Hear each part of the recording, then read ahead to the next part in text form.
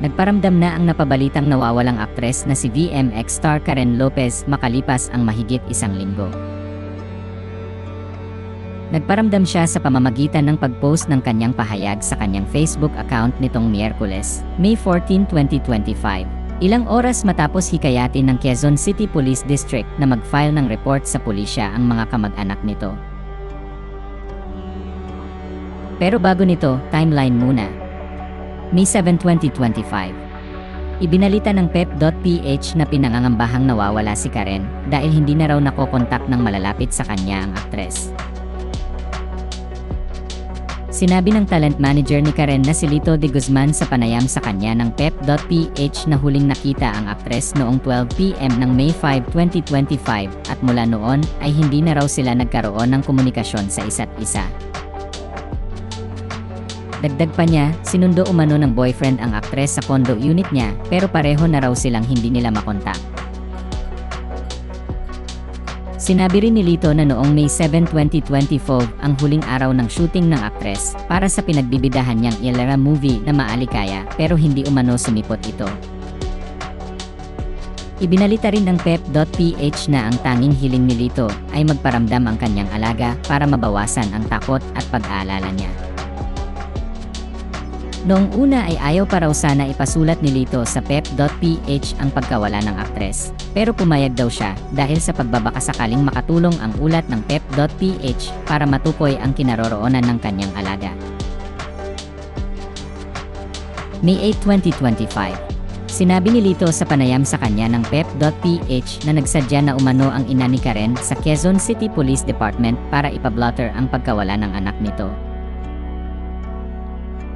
Nakapanayam din ng pep.ph si Direk Roman Perez Jr. at doon ay inilahad ng direktor na ni-revise niya ang script at tinapos nila ang shooting ng pelikulang Maalikaya sa Upper Antipolo City kahit wala si Karen. Ayon pa kay Direk Roman, nababahala rin daw siya sa pagkawala ng VMX star.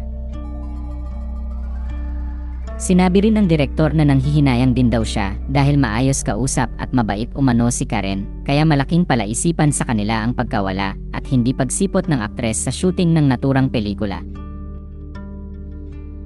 Ayon pa sa kanya, may kutob daw siya na may kinalaman ang boyfriend ng VMX star sa pagkawala nito, lalo't nakarating sa kanilang ayaw daw ng lalaki na mag-VMX ang girlfriend nito.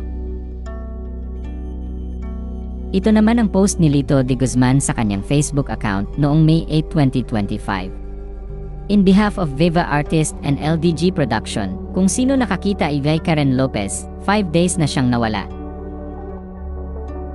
Mababasa naman sa comment section ng post ni Lito na nagtataka ang ilang netizens dahil 5 araw na raw nawawala si Karen pero May 6, 2025 ang huling post ng aktres sa Facebook.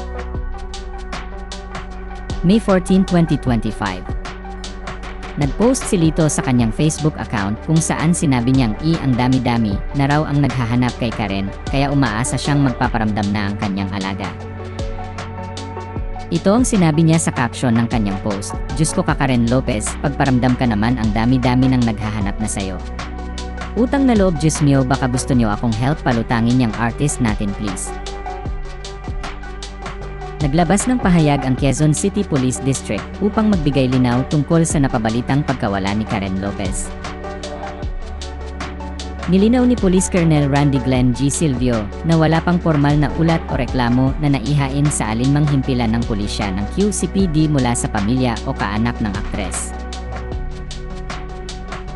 Sinabi rin ni Police Colonel Silvio na patuloy na nagsasagawa ng investigasyon ang QCPD Police Station 10, kabilang ang panayam sa personal assistant ng VMX star, pati na rin ang pagsusuri sa mga CCTV footage mula sa lugar kung saan huling nakita ang aktres.